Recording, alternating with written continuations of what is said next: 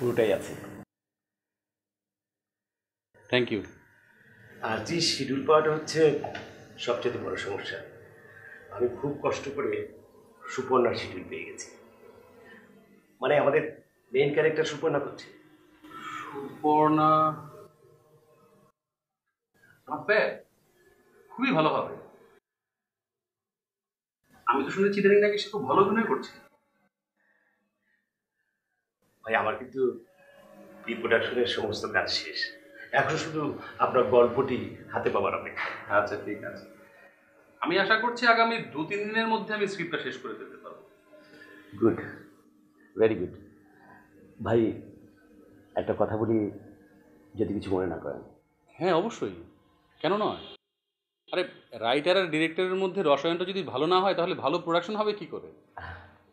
আমি আসলে এই প্রথমে একটা স্ট্রাগল করা মেয়েকে নিয়ে নাটক বানাচ্ছি, সেই জন্য আমার উত্তেজনাটা একটু বেশি। এটা তো খুবই ভালো কথা, একজন ডিরেক্টরের তো এমনই হওয়া উচিত। চ্যানেল থেকে আমাকে জানিয়েছে ওরা নাকি বিশেষ দিনে এই নাটকটি চালাবে। ওরা সিনাপসিস পড়েই খুব পছন্দ করেছে। আচ্ছা, প্রডিউসারও খুব পছন্দ করেছে, বিশেষ করে এন্ডিংটা। শেষ দৃশ্যে নাকি দর্শকের নাকের পানি চোখের পানি একাকার হয়ে যাবে। কিন্তু কিন্তু কিন্তু কি? শেষ দৃশ্যটা নিয়ে আমার একটু খুঁতখুঁতানি আছে, একটু ট্রেডিশনাল হয়ে গেছে। Don't take it otherwise. না না, আপনি ঠিকই বলেছেন, আমার নিজের কাছে তাই মনে হয়েছে। কিন্তু শেষটা আসলে কিভাবে করব সেটাই ঠিক বুঝতে পারছি না। আমার মনে হয় এই শ্রেণীর মেয়েদের যা হয়, যা হতে দেখি, আপনি সে ধরনের একটি এন্ডিং দিয়েছেন। কিন্তু এই ট্রেডিশনাল এন্ডিংয়ের বাইরে একটু নতুন কিছু হলে, নতুন ভাবনা। ঠিক আছে, কিন্তু আপনি কি কিছু ভাবছেন? পাগল হয়েছেন আপনি? আপনার মতো একজন 4জন নাট্যকারের ভাবনায় আমি ইন্টারফেয়ার করব? অসম্ভব। আমি শিওর আপনি নতুন করে ভাবলে ডেফিনেটলি কিছু একটা ভালো বেরিয়ে আসবে। আচ্ছা ঠিক আছে, আশা করছি একটা সমাধান বের করে ফেলতে পারবো। হবেই। আচ্ছা,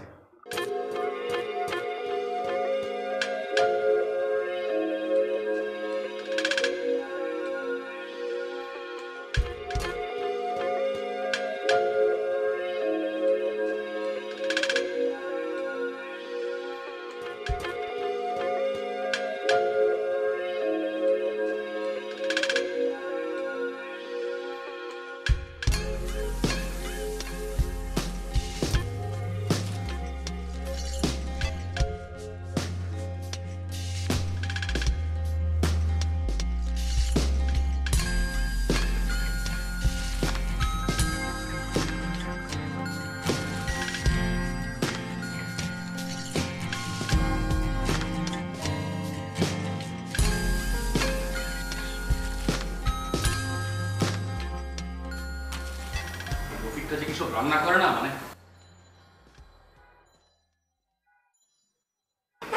খাওয়া যায় না। চশমাটা বা কোথায়?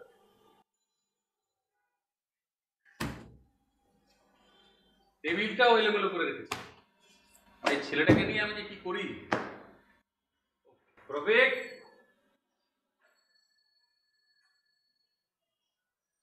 এই রফিক, কি হয়েছে? ও ভাই একটু চোখটা ধরছিল আর আপনি ডাকাডাকি শুরু করছেন। আপনি এত ডিস্টার্ব করেন কি হয়েছে? কর। এত ঘুম কিসের তো? শোন, ওই পান নিয়ে আয়। পারুন না, এত রাতে দোকান বন্ধ। ঢাকা শহরে আবার দোকান বন্ধ হয় নাকি? যেখান থেকে পারিস পান নিয়ে আয়, যা। আপনি না আমার খুব জ্বালান, দেন টেকে দেন।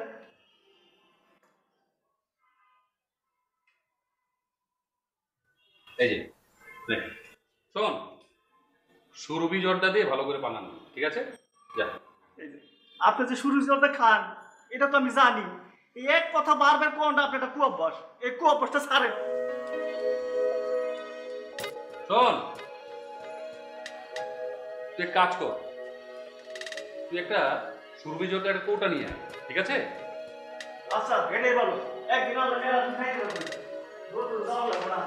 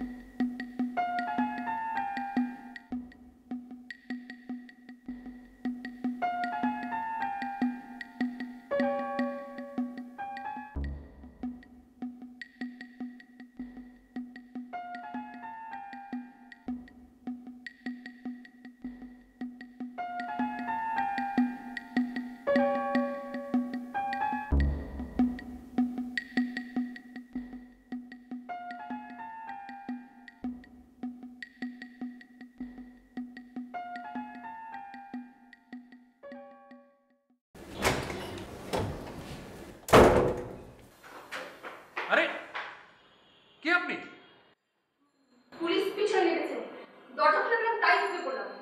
পুলিশ চলে গেলে চলে যাবো, ভয় পাই না আপনি।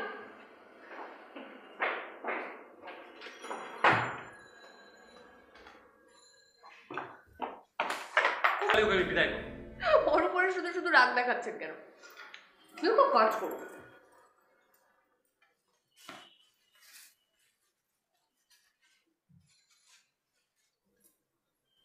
নিন এটা কি?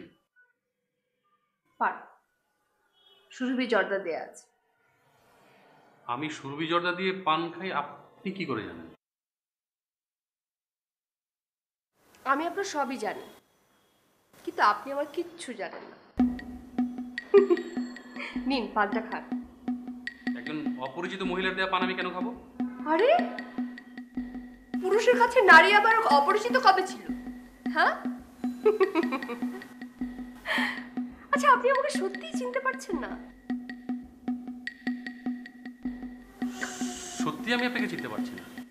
আপনি অনেক হয়েছে, আপনি এবার প্লিজ আসুন, প্লিজ বিদায় হন। ঠিক আছে, চলে যাও। আপনি আগে পানটা খান প্লিজ।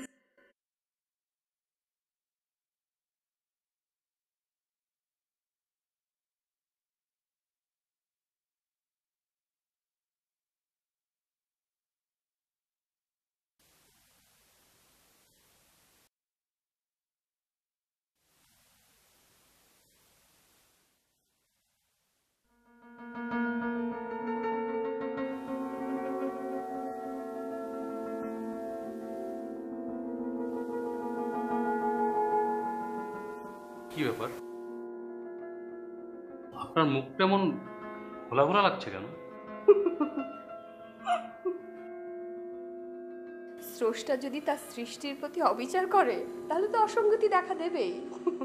কিসের সৃষ্টি? কে স্রষ্টা? আপনি আমার স্রষ্টা আর আমি আপনার অনাদরের সৃষ্টি।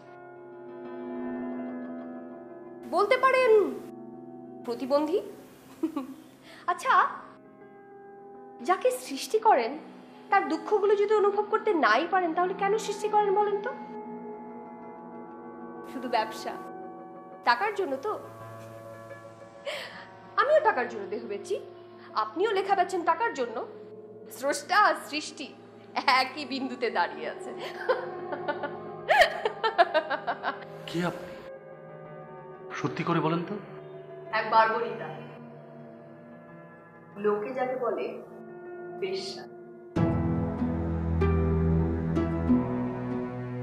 সমাজের আবর্জনা, সর্বোপরি পণ্য, যাকে আপনারা কেনা বেচা করে উপভোগ করছেন।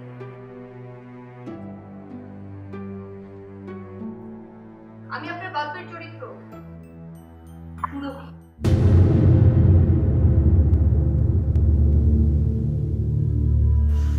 সুরভি?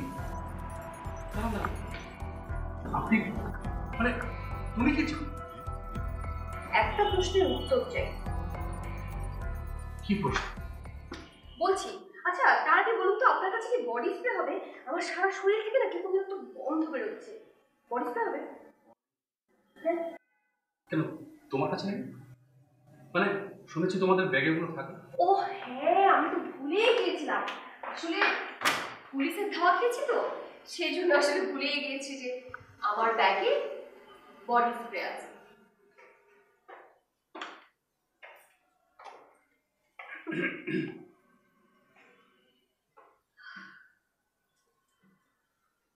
আচ্ছা আচ্ছা, এবার তুমি বলো তো, তুমি তোমার প্রশ্নটা কি?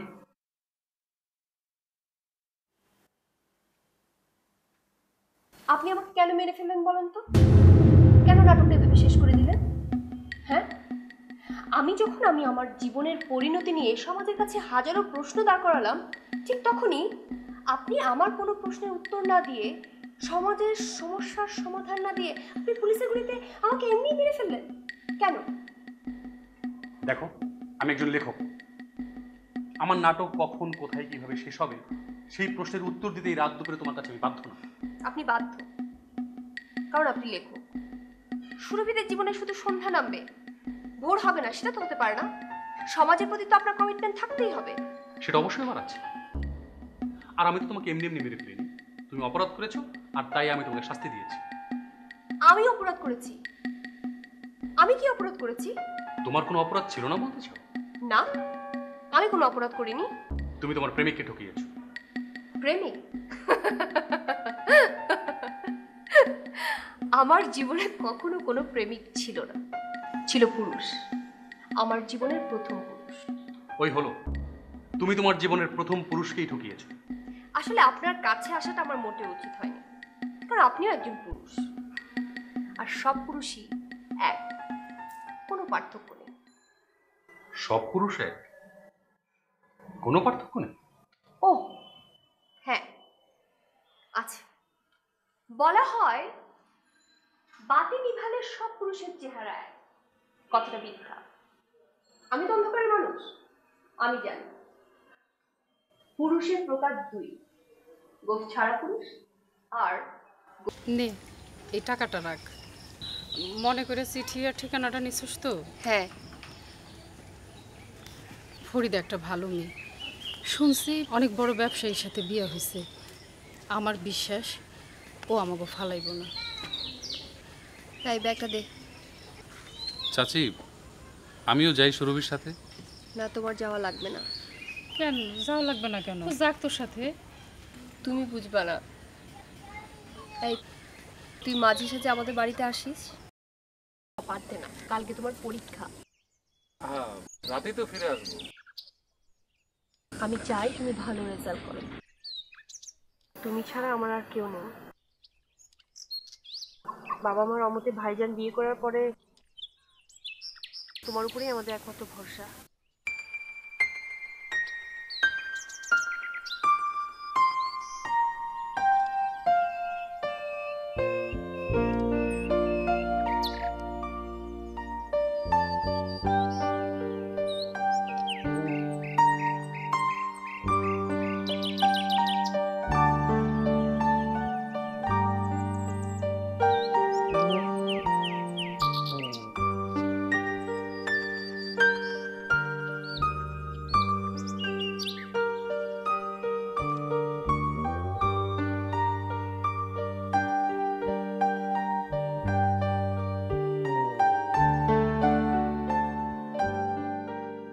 তোমার বাবা তো আমার শ্বশুরের একজন ভালো বন্ধু ছিলেন।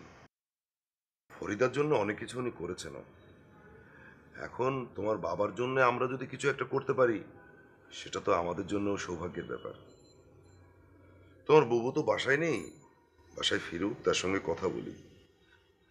আর টাকা পয়সার বিষয়গুলো আজকাল সেই জিনিস করে। বুবু বাসায় নেই? কোথায় গেছে? আমার আম্মার শরীরটা খুব খারাপ, তাকে দেখতে গেছে। আসবে না?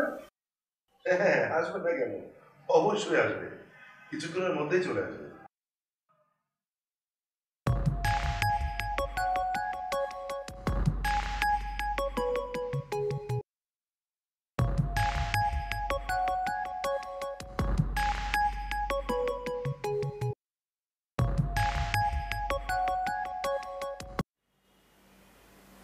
হ্যাঁ বলো তো, কি অবস্থা? আমার শরীরটা না আজ খুব বেশি একটা ভালো না। বলো কি তাহলে? কি জানি, কিছুই তো বোঝা যাচ্ছে না। আচ্ছা শোনো, আমি কি চলে আসবো নাকি? না থাক, এখন আর তোমার আসার দরকার নেই। যদি তেমন কিছু হয় আমি না হয় তোমাকে জানাবো। আচ্ছা ঠিক আছে, তাই করো। আর শোনো, আমি বলি কি, আজ রাতটা না হয় আমি এখানেই থেকে যাই। থাকবে? হ্যাঁ, আমার মনে হয় যে থেকেই যাও, কারণ তোমার শরীরটাও তো ভালো যাচ্ছে না। আচ্ছা ঠিক আছে, হ্যাঁ তাহলে আমি রাখলাম। আচ্ছা ঠিক আছে।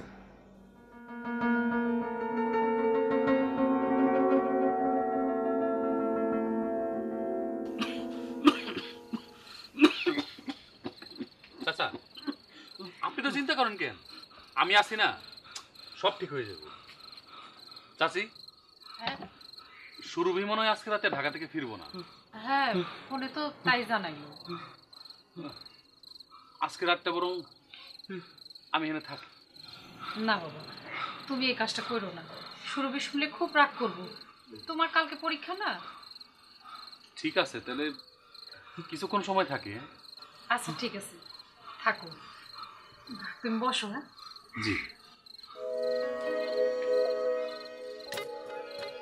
আচ্ছা, আপনি একদম চিন্তা করেন।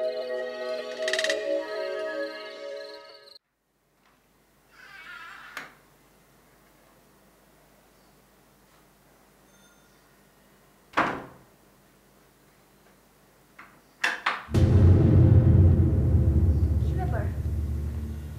কি করছেন আপনি? দরজা বন্ধ করলেন কেন? দরজা কেন বন্ধ করলাম সেটা বোঝার মতো বয়স তো তোমার হয়েছে। ছি ছি, এসব কি বলছেন আপনি? লজ্জা করছেন আপনার? কি ব্যাপার? লাইট বন্ধ করলেন কেন? এখন আর তোমার লজ্জা করবে না। দেখেন, আমি কিন্তু চিৎকার করব। চিৎকার করে যে কোনো লাভ হবে না, তোমার আরো ক্ষতি হবে, সেটাও তো তুমি বুঝতে পারো। আপনি আপনি এসব করবেন না, প্লিজ প্লিজ। দেখেন, এইসব এইসব ভালো না, প্লিজ। আপনি প্লিজ প্লিজ, আপনি আপনি আমার হাত ধরছেন কেন? প্লিজ।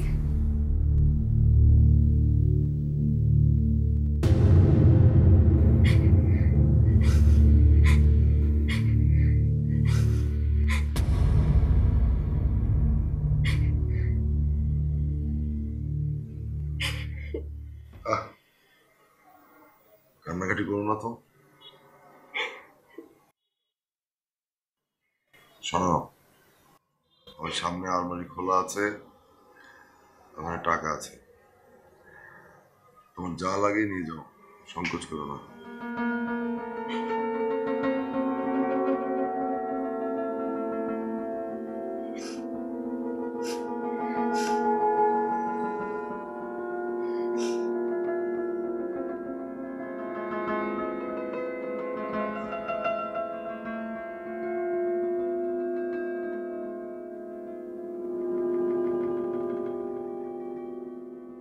বাহ,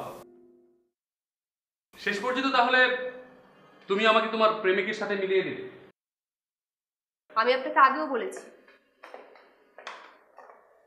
আমার কাছে সব পুরুষ এক, পার্থক্য শুধু গ্রহ।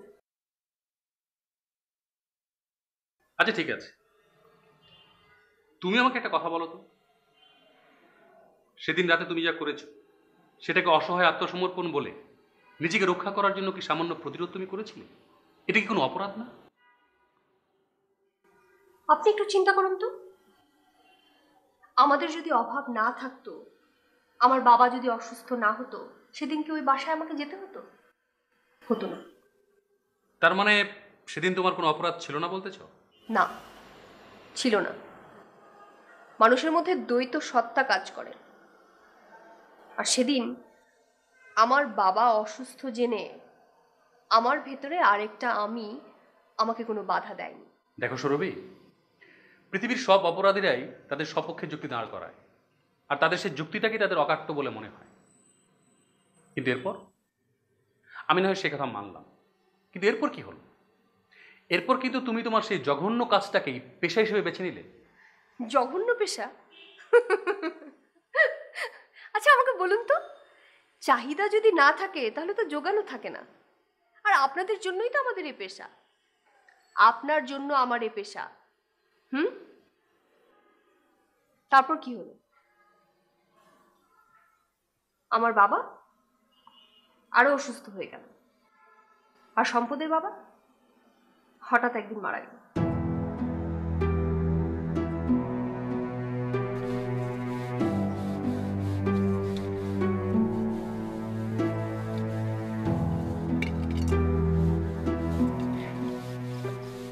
মা, কালকে রাতে কি হয়েছিল? কি আর হইব, তোর বাপের পাগলামিটা আবার বাড়ছে। কাল সে গলায় দড়ি দিয়ে আত্মহত্যা করতে চাইছে। আল্লাহ যে কেন আমারে বাঁচায় রাখছে, আমার আর এসব ভালো লাগে না। তুমি একটু চুপ করবা? তোমাদের এত আর চিন্তা করার কিছু নাই, আমার চাকরি হয়েছে। সত্যি কইতেছস? তোর চাকরি হয়েছে? আমি কি তোমাদের সাথে কোনোদিন মিথ্যা কথা বলছি? আল্লাহ, এতদিন পরে তুমি আমাগো দিকে মুখ তুইলা চাইছো। যাতে ঘরে যা।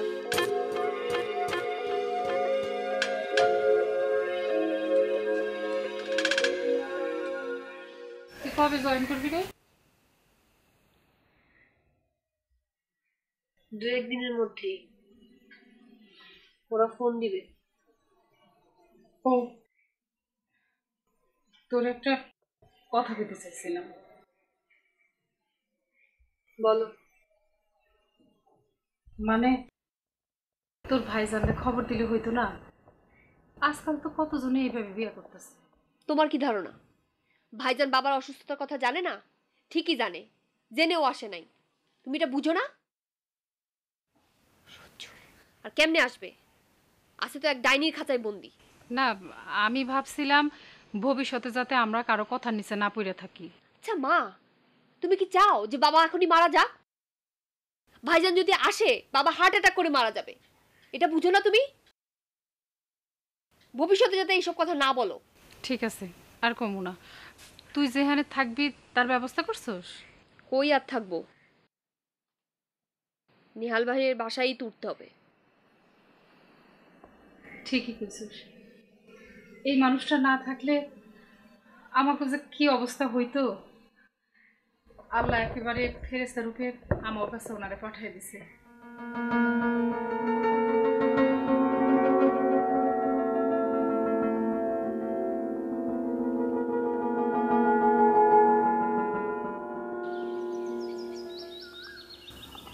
আমি আর পড়াশোনা করব না। পড়াশোনা করবে না মানে? আমার সারা জীবনের স্বপ্ন তো তুমি এভাবে ধুলায় মিশাই দিতে পারো না। কেমনে পড়াশোনা করব?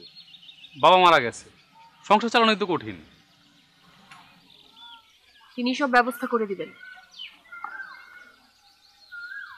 তোমাকে একটা কথা বলতে ভুলে গেছি, আমার একটা চাকরি হয়েছে। তোমার চাকরি হয়েছে? কি বলো? মানে কোথায় চাকরি, কি চাকরি, কিছু তো জানলাম না। আর তোমার পড়াশোনা, পড়াশোনার কি হবে? পড়াশোনা দিয়ে আর কি হবে, তুমি পড়লেই হবে। আচ্ছা, কিন্তু কি চাকরি সেটা তো বললে না। সেটা আমি তোমাকে বলতেও চাই না। তার মানে? মানে আমার পড়াশোনা কতটা তুমি জানো না? এই পড়াশোনায় কি টাইপের চাকরি হতে পারে সেটা তুমি বোঝো না। তাহলে তো তোমার অনেক কষ্ট হবে, তাই না? তা তো একটু হবেই। তোমাকে কিন্তু তাহলে আমি বেশি দিন চাকরি করতে দিব না। তোমার একটা কিছু হলেই আমি চাকরি ছেড়ে দেবো, আর চাকরি করবো না। আচ্ছা, ঢাকায় গিয়ে তুমি থাকবা কোথায়? আর কোথায় থাকবো, আপাতত নেহাল ভাইয়ের বাসায়। সেটা অবশ্য তোমার জন্য একটা নিরাপদ আশ্রয় ছিল। নেহালের স্ত্রী তখন অসুস্থ ছিল, প্রায় বিছানায় শুয়ে থাকত। একদিন উনি আমাকে ডেকে বলল ওই বাড়ি ছেড়ে চলে যেতে। আচ্ছা, নেহালের স্ত্রী তোমাকে কেন তার বাড়ি ছেড়ে চলে যেতে বললেন বলো? সেটা আমি কি করে বলবো? আপনি এই গল্পের স্রষ্টা, আপনি আমার কাছ থেকে ভালো বলতে পারবেন। নিশ্চয়ই তিনি তোমার মধ্যে তেমন কোনো অপরাধ দেখতে পেয়েছিলেন? না, বিষয়টা অন্য। উনি ওনার স্বামীকে সন্দেহ করতেন। হ্যাঁ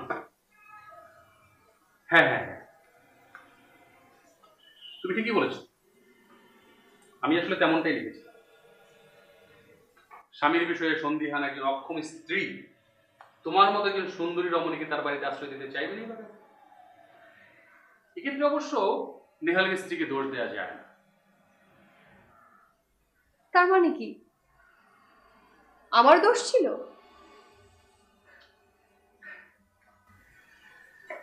না, এক্ষেত্রে অবশ্য তোমাকেও দোষ দেওয়া যায় না। আর সেই কারণেই নেহাল আমাকে অন্য একটা বাসায় নিয়ে যাওয়ার সুযোগ পেল।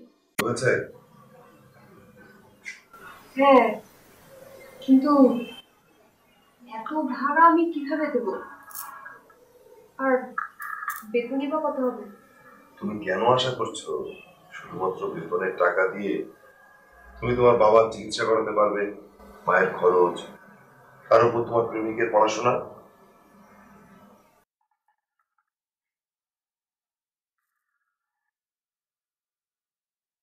তাহলে আমি কি করবো? কি করবে কি করবে কি করবে সেটা তো সময় বলে দেবে।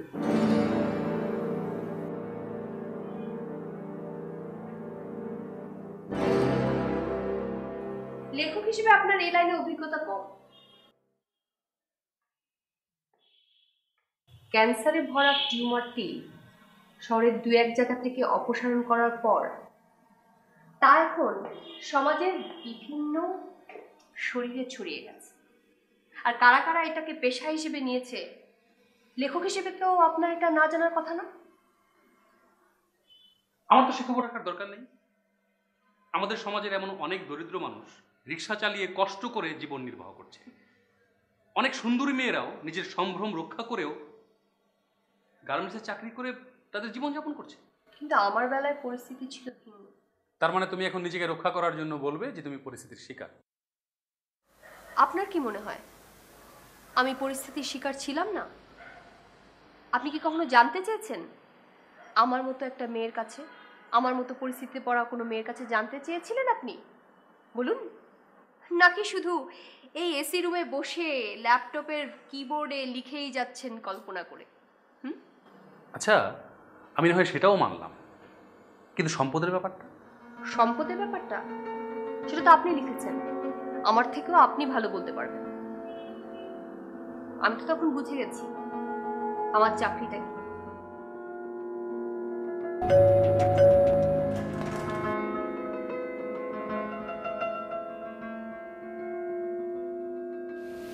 কাকে চাই? নেহাল সাহেব ওকে পাঠিয়েছেন।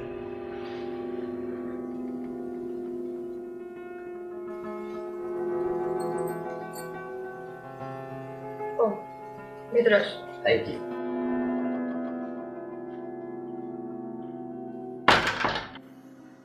আমার কাছে যারা আসতো তারা নেহালের ক্লায়েন্ট। নেহাল মূলত আমাকে দিয়ে ব্যবসা চালাতো, কিন্তু আমার টার্গেট ছিল অল্প দিনেই অনেক টাকা উপার্জন করা। আর সেজন্যই আমি নতুন করে একটা নেটওয়ার্ক খুললাম। আমার পার্সোনাল ক্লায়েন্ট আসতে শুরু করল।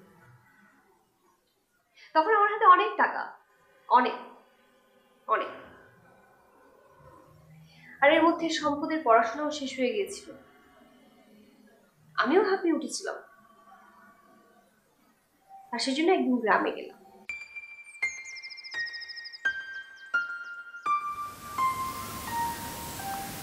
তাহলে তুমি চাকরি করবে না? তুমি কেন বুঝতে পারছো না? চাকরি পাওয়া তো সহজ না। ব্যবসা করলে কি ভালো করবে সেটা কোনো গ্যারান্টি আছে? তার মানে আমার উপর তোমার কোনো ভরসা নাই? আচ্ছা, তুমি কি মনে করো তোমার টাকা আমি নষ্ট করব? তুমি টাকা নষ্ট করবে সেটা আমি একবারও বলেছি? তুমি দেখে নিও, আগামী 1 বছরের মধ্যে আমি ব্যবসাটা কি করি, তারপর আমি আর তোমার কোনো চাকরি করতে দিব না। ঠিক আছে, টাকাটা দিতে পারি, কিন্তু আমার একটা শর্ত আছে। শর্ত? কি শর্ত বলো?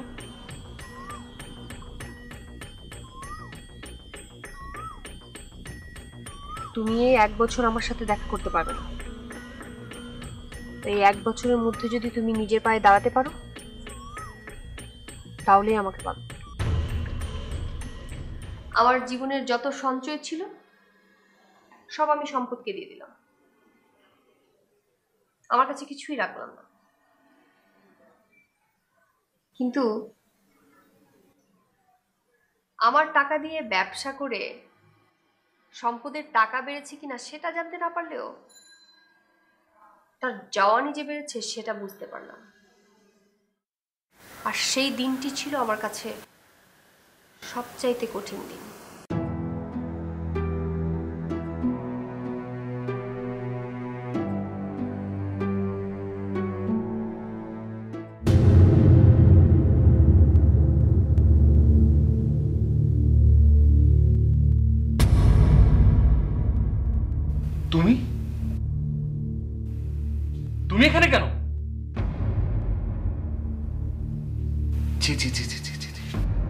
এটাই তাহলে তোমার চাকরি?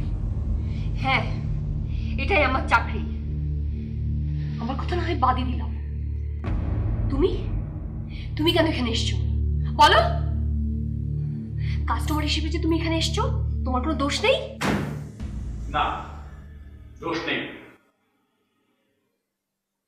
আমাদের এই পুরুষশাসিত সমাজে একজন পুরুষের কোনো দোষ নেই, কারণ একজন পুরুষ চাইলে চাকরি বিয়ে করতে পারে, একজন নারীরা পারে না।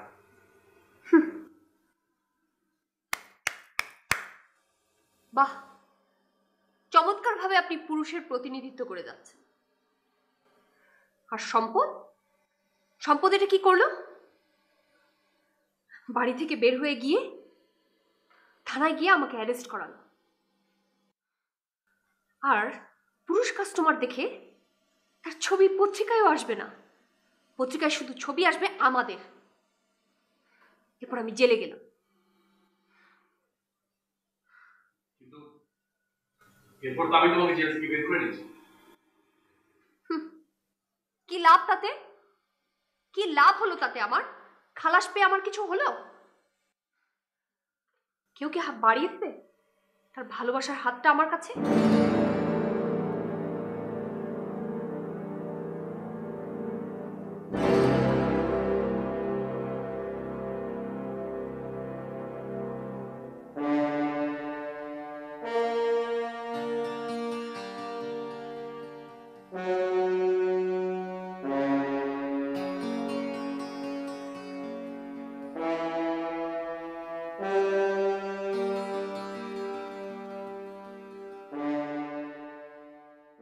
এরপর আসলে তোমাদের কি পরিণতি হয় সেটা এখন আমি ঠিক করতে পারি।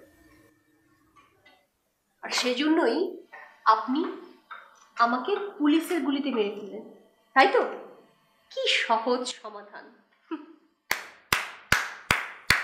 বাহ, চমৎকার চমৎকার লিখেছেন আপনি। আপনি খুব সুন্দর করে আপনার লেখকের দায়িত্ব পালন করেছেন। বাহ বাহ বাহ বাহ বাহ বাহ বাহ, সাবাস লেখক, সাবাস, খুব ভালো লিখেছেন আপনি, খুব ভালো লিখেছেন। আমি চাই আমাদেরকে নিয়ে আপনি হাজার হাজার গল্প লিখুন, আর এরপর হাজার হাজার পুরস্কার পান, হাজার হাজার। এটাই তো আপনার কাজ, তাই না? আমাদের কি হবে সেটা কি একবারও চিন্তা করেছেন আপনি? চিন্তা করেছেন আপনি আমাদের কি হবে?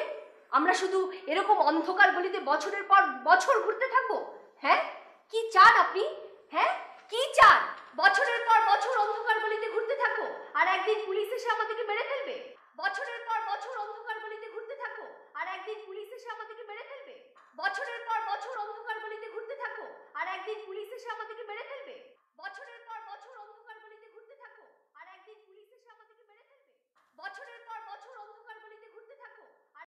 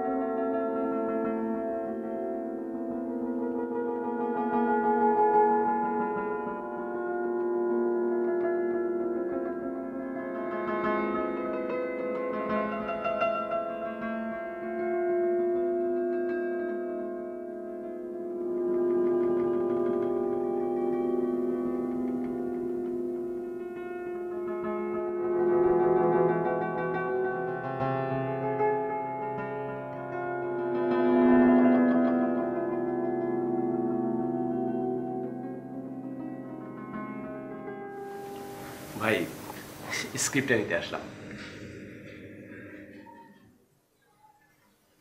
কাইজ ভাই, আমাকে ক্ষমা করে দেবেন, আপনার লেখাটা আমি শেষ করতে পারিনি। আর কবে পারবো সেটাও ঠিক বলতে পারছি না। কেন, কোনো অসুবিধা? আপনার শরীর ঠিক আছে তো? না না, আমি ঠিক আছি, আমার তেমন কিছু হয়নি। তাহলে আসলে এই বিষয়টা নিয়ে আমি মানে কিছু বলতে চাচ্ছি না।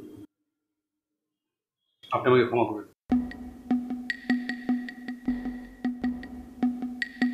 সরি।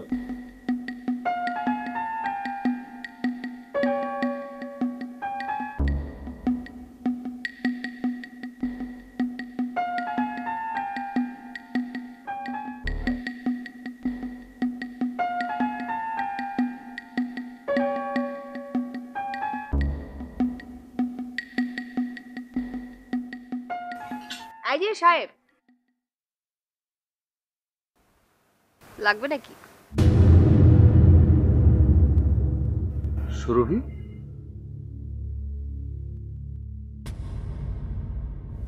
সুরভি?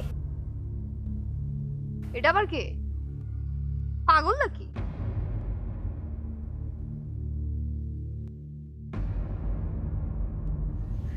সুরভিদের জীবনে শুধু সন্ধ্যাই থাকবে তা তো হতে পারে না। তাদের জীবনেও ভোর আসতে হবে। তাদের জীবনের ভোর আনার দায়িত্ব রাষ্ট্রকে নিতে হবে, সমাজকে নিতে হবে এবং আমাকেও নিতে হবে।